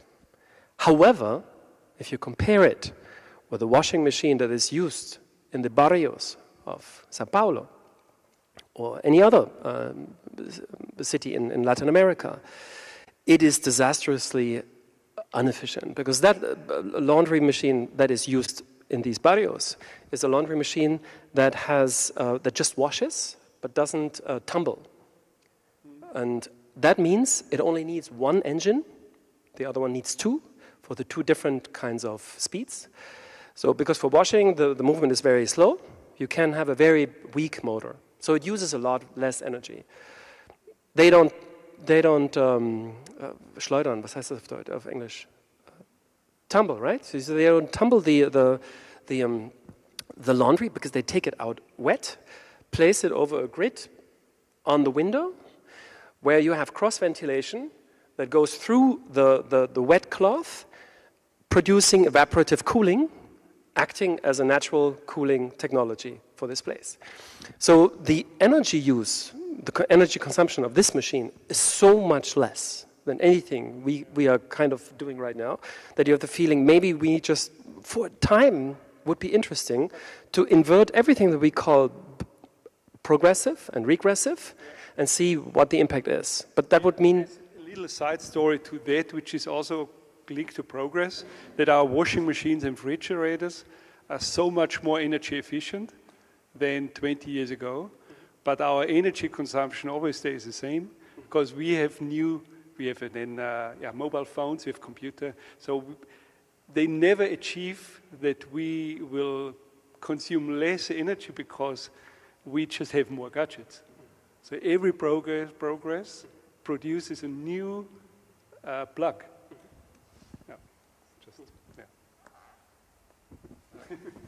Okay, talking about progress, or there was this comment about visible and invisible objects, and also in the exhibition when we show the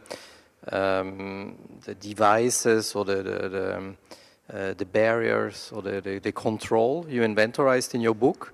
Some are visible and some are invisible. Like the most visible, you've seen it on a picture, is really a border fence, but we also have an invisible there, which is basically a frequency, a very high frequency, which is only audible for people who are less than 30 years old. Yeah, we tested it a bit. I think some people over 30 hear it. But definitely it's something that is invisible and that is actually there to bother people and to leave public space. And also when you show the things about Hong Kong, the smart city, there is this tendency that things become less visible, no? And by that, when they are visible, we are able to judge them. And also in your book, you're able to give them an architectural and a spatial scale. But when they become invisible or impossible to read, then we actually cannot judge if they're good or bad. The drone is too high, and I don't see it, so I don't care. The 5G is invisible, so I don't know. There's a device up there which is probably Wi-Fi, but maybe it's something else. So is there a tendency now of hiding everything? This I don't know, but I realize that this is a big step. I think in the future the invisibility of technology is a big thing. It's like it starts with a very stupid motion detector. When you come in the room, suddenly the light goes on. Because you give away your power that you switch on the light. Because switching on a light, it's my action. And when you install yourself a motion detector in your house, you give away the power to technology. And it's out of your hands. You can never control that light anymore because it's controlled by that sensor. And it's quite old technology, 50 years old, but now this sensor technology is going on and on. So it starts with temperature in the room and so on and so on and so on. And we always say, yeah, we can, of course, control it, but yeah, either you get too lazy, you throw away the manual, don't find it anymore. I mean, there are many reasons, and you have to take back control of your own environment. And that's, I think, the sensor, it's not so much talked about it, but the sensible city, I would call it more than the smart city, the sensible city, that we have the senses. And that's quite a thing. So this is interesting, the taking back control, because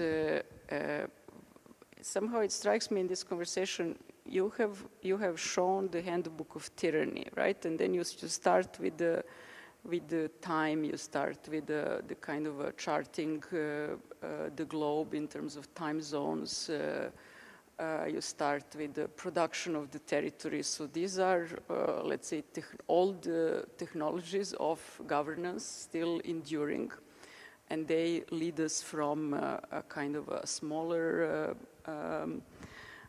let's say, governing entities, city republics or so, toward nation states and toward some kind of a planetary mode of governance, right? And then it's quite threatening, of course, a kind of a thought that we will have no control and no space left for any kind of individual freedom or a group freedom, right? And especially with this kind of technology that atomizes and kind of isolates every individual and negates the kind of possibility of a social contact. And then this Hong Kong example is very hopeful because people can still use their hands and they can make signs and they can, some kind of a groups, alternative groups can emerge, and then they finally take down the smart city, the pole, and, they win their space back, right? And I think that's great. And I mean, of course, we speak nowadays of a digital detox and stuff like that, or it's kind of a consciously putting limits to the use of technology, and maybe there is a kind of intelligence. I mean, I'm curious on this social level. Should we kind of commit to some kind of a low-tech forms of social interaction once again?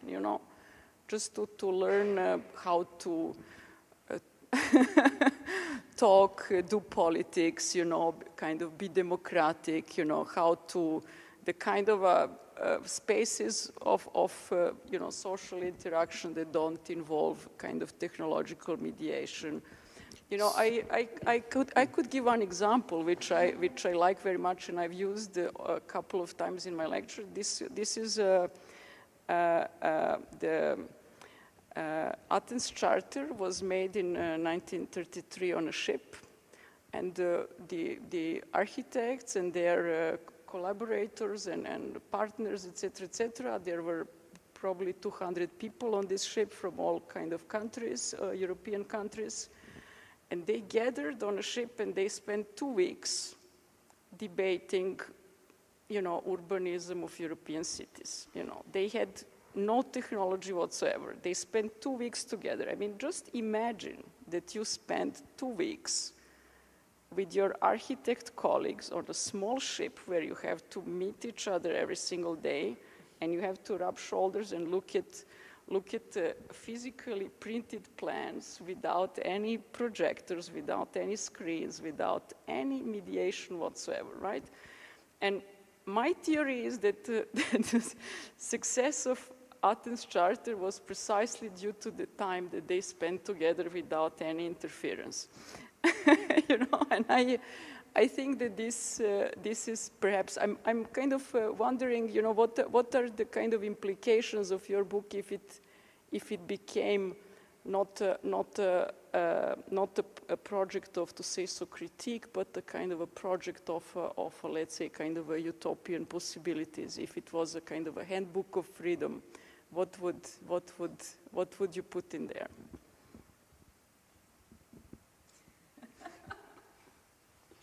Do you know? No, I don't know. Yeah. I think it's an interesting question because basically I remember that, for instance, your book was denied a very important book award, the German Architecture Book Award, and no, I was not. No, I was. I know because I went to the prize ceremony and we had a book of ours which was given a prize, and then I saw your book in the runners-up, and I asked some of the jury guys and said, "Hey, I just saw that was the first time I saw your book." And we didn't know each other yet. And I saw this book and it blew my mind. And I thought, why hasn't this book not received a prize? And someone of the jury said, we debated about it a long time, but ultimately we thought it's cynical. And then I had briefly went through the book, said, actually it strikes me that this statement is cynical. Because this is pure enlightenment of thought.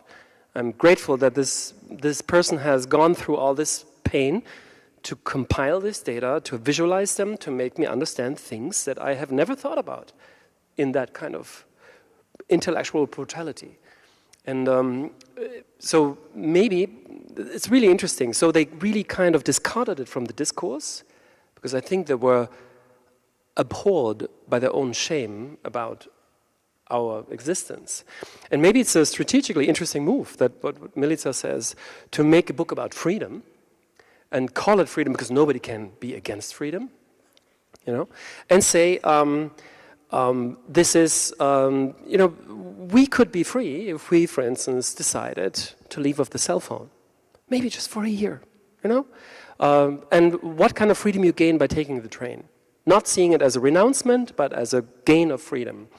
And we basically call your book always the Darth Vader annex to the Neufert. And this would be the Anakin Skywalker annex to it, Somehow the Neufert should be the good side, that should show the freedom we have. No, and it's not really. Not really, but freedom, we have the freedom to we have to rewrite it, I think. Yeah, but we have the freedom to how do you call it, resign from Facebook, to deinstall WhatsApp, we have the freedom. So I think there's so much freedom. Maybe it should be more how to deal with so much freedom. But this is I think it's a good moment to actually ponder on. And then maybe the last round, and then we can open up to the audience on the role of designers on that particular question. Because designers, when you took your part. You said you visualized, you made this whole apparatus of control and technology visible to us. Andreas was blown away, so you succeed. I know it's a very successful book. I think it's really very easy to understand suddenly, and I think it does a great job at being the counterpart of the Neufert. I don't know about the whether the Neufert is evil or not. But then maybe it's important to ask ourselves beyond the visualization, which is, I think, one of the first steps where we really say, okay, before you actually understand what's going on, you need to make it visible and you need to research it. And I think that many of the contributions that you had were also talking about that, about revealing certain unseen things. But then as practitioners and pedagogues, you know, what is the path that you can take to actually tackle these questions? That is something that I'm personally preoccupied with in any case, as the question of the designer, as a ongoing research. And then I also want to pass you the hot potato, you know, like not be alone in trying to find answers.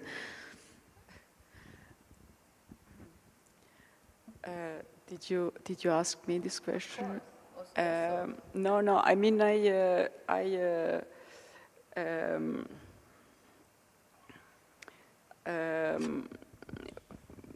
think that there are, of course, ways to. The question is ultimately how do we, I think, democratize technology, and also sometimes it's also questions of abstinence. You know, so how do we use the technology and use the information to a particular benefit, right? And I think that this, I think that perhaps the work of forensic architecture shows one direction. The other, I think it's specifically tailored to the problem of, you know, war crimes, the kind of, you know, the proving of truth in the court of law, etc., which is not the kind of a widest, to say so, field of architecture. But I think that probably, or it is still perhaps not fully clear how do we really use architecture to inform something that we could call the practice of, you know, good design, right? Sustainable design, socially sound design that helps, you know,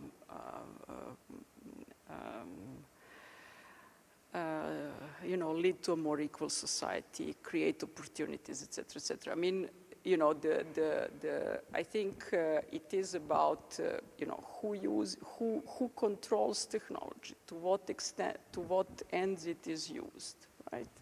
So I mean, there was quite recently there was an interesting discussion with Sascha Rossler, who talks about urban climate, right? And says that basically we need to kind of completely rethink urban design at a certain scales, let's say urban neighborhoods and so on, from the climate perspective, right? So and he says that technology can help a lot because we can do, you know, simulations of urban heat island effect. We can understand what is the impact of various materials, you know, of, you know, etc. But he says ultimately it is interesting that the solutions that will be, to say so, sustainable or kind of architecturally better will not be high-tech solutions. It will be actually low-tech solutions. So we will do research in a kind of exceptionally high-tech manner, and then we will build in a really low-tech manner, right? So I think this kind of a balance of the tools that we have, you know, and kind of learning how to use them for you know, for various ends is really interesting, and perhaps the you know, what we have to train, you know, ourselves, I mean, with students and in a design practice. So the audience, Do we have questions tonight from the audience?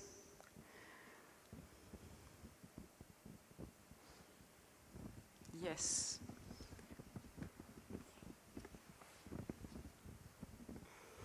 Okay, thank you for the lecture. I wanted to start with a remark about the time zones. Let's say in Turkey, since last maybe 5 years, we are stuck in the summer time zone, and it was Erdogan's decision to keep it that way. So 6 months of the year, we have 2 hours difference, let's say, with Europe, and the other 6 months, it's just 1 hour difference. So we are not changing it, but the summer time zone is actually not the normal one. So I just wanted to start with this remark and continue with this idea of decisions, of governance. And you kind of finish with these passports, which is more or less on this material, physical land becoming a territory, and how can we think about this in the visual, let's say, virtual world? Let's say now, when you go to a city, if you can connect, if you can get free Wi-Fi, like in the beginning it was the idea of Tesla also to have it publicly, free for everyone, or if you can have, let's say, in Europe, you can use your phone without changing your carrier, but in Switzerland, it's impossible.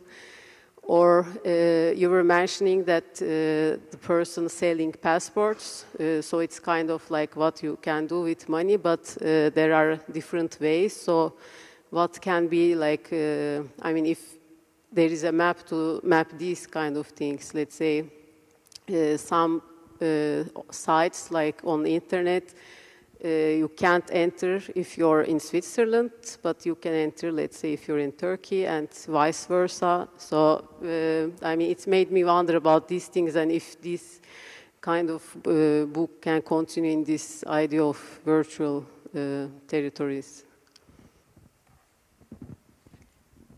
Was it a question? It was not a question, it was a statement. I mean, it's a question of if we can think further than physical territories in the virtual. Yeah, I mean, what would you say about that? And what about kind of cracks in these decisions which are made like as governance? I mean, I'm constantly trying to show the non-visible, and yes, it would be very interesting to show these other limits, like the, how is it called? The virtual firewall, I think it was called, or the big firewall. Like China has a quite a restrictive regime, and so on. Yes, I think it. At least I would be interested in doing. We are not at the moment going in that direction. It's more what we are interested in now are the Hong Kong protests, and to see there, yes, the virtual, or the non-visible elements of the city, to map that or learn from the protesters how they dealt with that. I also, just to add something, I had the feeling it was a bit like an invitation for Theo to research in this direction.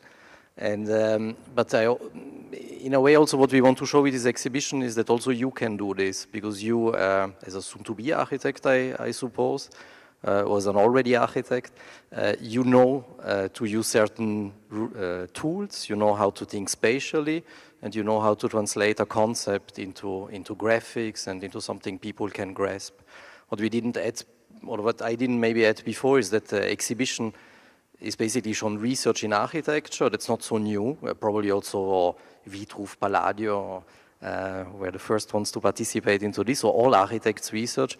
But we did actually select the projects according to the topics of nowadays, like territory, migration, geopolitics, and so on. So we focus them on something. And we have the feeling that non-architects who visit exhibition, they understand something, which they could not understand before just by reading an article or just by seeing something on television. They suddenly see that there's a spatial dimension and that there's a whole dynamic around some processes. So what forensic architecture does is that they use the tools of architects differently. What Theo does is he makes somehow also work as a cartographer partially, but he's able to translate certain concepts spatially because he is educated as an architect. So the curiosity for subject, when you have it, you're actually able to develop it through these tools you learn in architecture.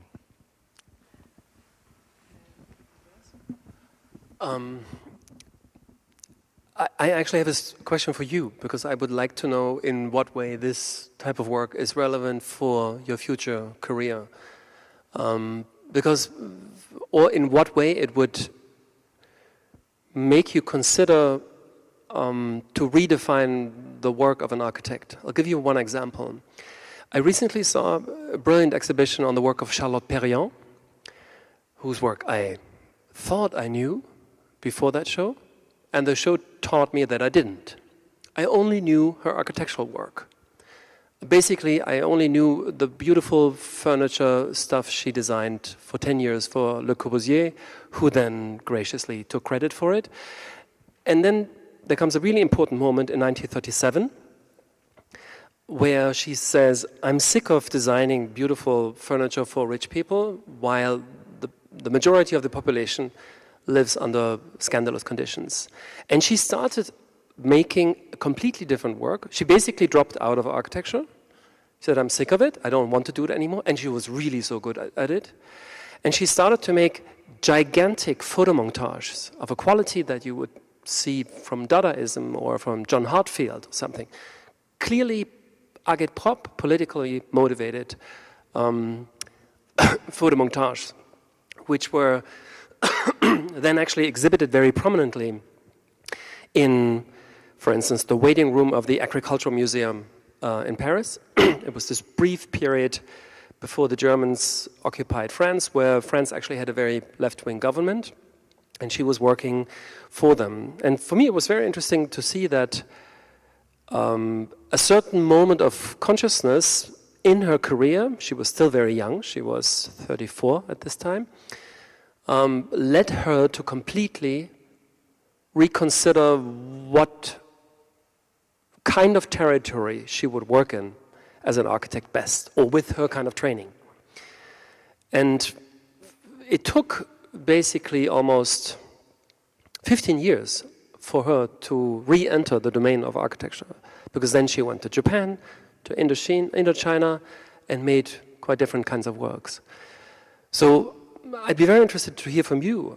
What do you think you will work in a couple of years? What area of work you think you would be most useful? For instance, considering the kind of knowledge you gain through the work of this man. So we have the first answer by Ina Volkanova. Thank you. Well, these are questions that I also ask myself, also in regards to the question, what could architects do in this environment, and how the architecture and design practice is influenced by them. And for example, I work on, let's say, also technological topics, so the relationship between global production on a local case. And the more I work on the topic, I'm even questioning whether there could be an universal solution about these technological issues. Also, the book shows that this global phenomena is landing very different in a different context. Let's say the borders are not the same. Also, how do we access territories are not the same. So I'm even wondering whether we could develop universal solutions for these technological situations. And this is what, I will be finding out. Maybe there's other statements?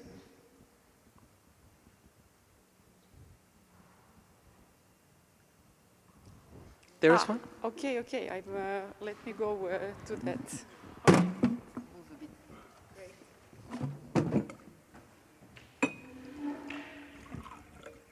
Maybe I can try one. So I was in India last semester, and it was really strange because when I reached there, everything was moving, and I was just not able to understand how, because the street didn't have any name, and everybody was moving with the car, and you were not able to walk on the pathway. So I was very frustrated, and then I understand everybody was using the phone with the GPS and with an app to call a cab, which was arriving in 2 minutes, and just leave the place and reach the other place. And my GPS was broken, so I mean, I was not able to visualize myself in the space where I was.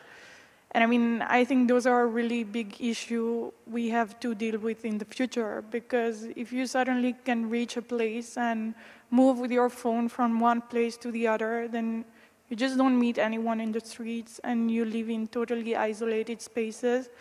And it is definitely helping people with less needs to move around and just to gain knowledge, but it is totally destroying the city itself.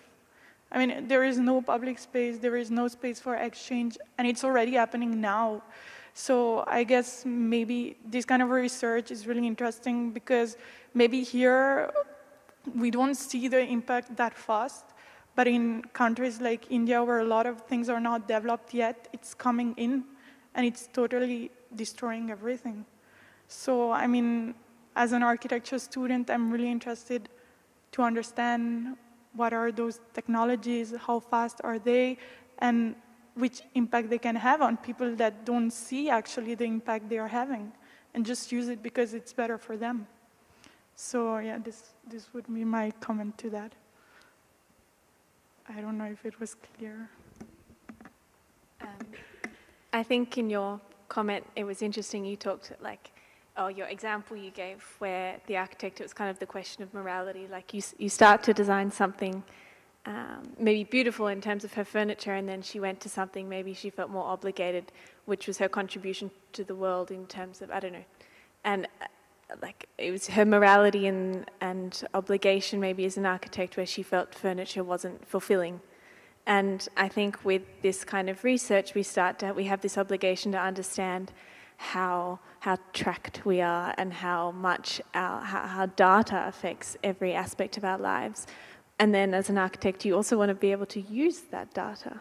So we kind of have that conflict between the sort of frightening aspect of how much the world knows about us, and wanting to then use that data to inform our designs and how we can create more interesting cities. And so do we look then to examples of before technology existed, but you can't really do that? So I think will be very difficult in trying to decide whether we can use all of that information, or if it's our moral obligation to not sort of to protect people's data or to use that data. I don't know if I'm explaining it well.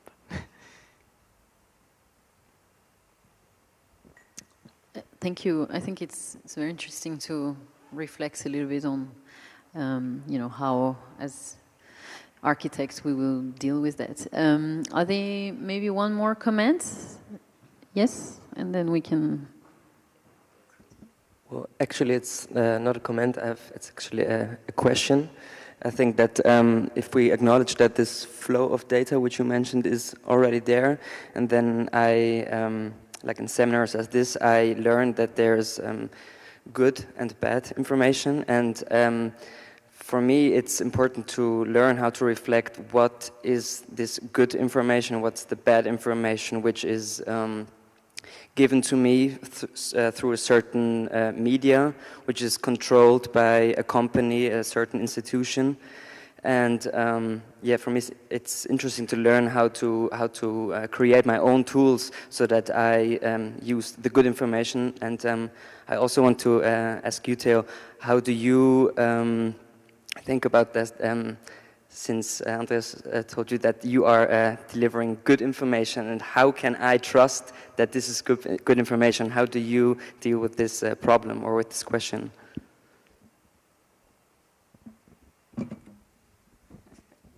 Yeah, I mean, that's a good question.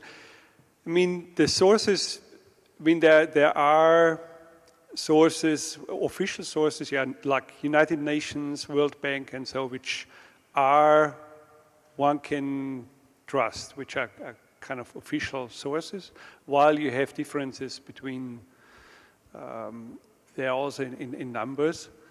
And if the source is questionable, we always try to get 3 different sources for one particular information, so to back it up. If there's just one source, for example, about a wall between Mongolia and China, yeah, and it's something, then we don't take it. Or we note it. I mean, the sources are anyway always mentioned, so that everybody can see where we have the information from. One could, I mean, we never did it actually, not. No, we have a section about walls, which in the appendix, which says presumably built or presumably under construction. That means the source is not reliable, and then we have to stay vague. So it's always, yeah, in this realm. But may I take this to another level, I think, because one of the ways that, and this is valid for everyone, is really not about teaching or learning. It's like the critical view that you have on these questions. I think that's at the core. So you say sources, but the first question is actually question the whole data. So the question, whatever is being served to you as evident, I think, and this is maybe what this seminar is also trying to do as a kind of not so secret agenda, which is, you know, be critical. Like all these things, we've been bombarded with millions of information so much that actually I think the brain cannot process more than 6 at once, so we're always bombarded with much more than that, sensorial information. So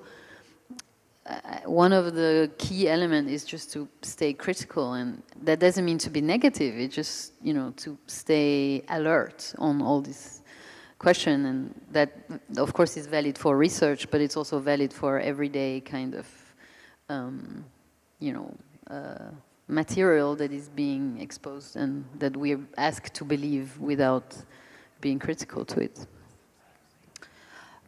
Does someone want to maybe take the closing remark? I also want to say just one comment to your boat trip, the two weeks boat trip.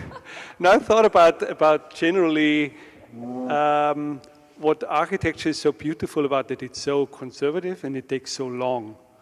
So that, and maybe I never do that really, but an advice or what I have experienced through the book took 5 years to make it, and it pays off to have, or the beginning of my lecture, it was parts from 2013, I realized when I prepared it.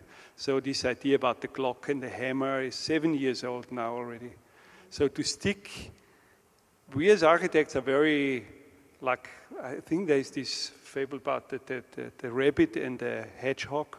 We are very slow, and that's a big advantage, because now the times of it, now we have the coronavirus, and in next year we have that, and then on. But as an architect, you're very stable and slow, but that's, I think we should embrace that sometimes. So slowness is a kind of a fundamental value as opposed to the kind of speed, and you've shown the speed, the 1.5 hours around the Earth, and you've shown the disappearance of space, let's say social space and so on, as a consequence. So slowness is a value. I think that's a great conclusion to this. Research, it's a value. So and would you? I mean, this is a little footnote, but would you also say that concerning this question about, let's say, the good and bad information, do you see a place or a kind of still an important place for a direct experience, for a kind of a ethnography in finding your information? The best information is the one you collect yourself. Okay, well, that's fantastic. So, You know, you don't need your phone, you don't need anything. If the source is you counted all doors of Zurich. Okay.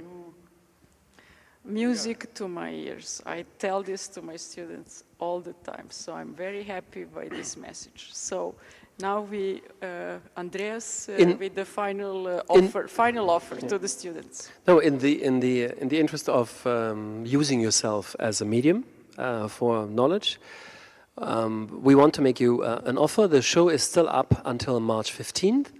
And if we invite you herewith to Basel to come to the show, and you'll get a free tour. All you have to do is to organize among yourselves and communicate with us about a date, and then you'll be given a free tour by two of us or either of us, and it's on the house. Ah, fantastic. Well, thank you so much. Thank you, Andreas and Andreas. Thank you, Theo. And thanks all of you. Charlotte asks you to put your signatures on the sheet. Don't forget to do that. So thanks a lot for this opening evening, and I think we have some great conclusions. Thanks.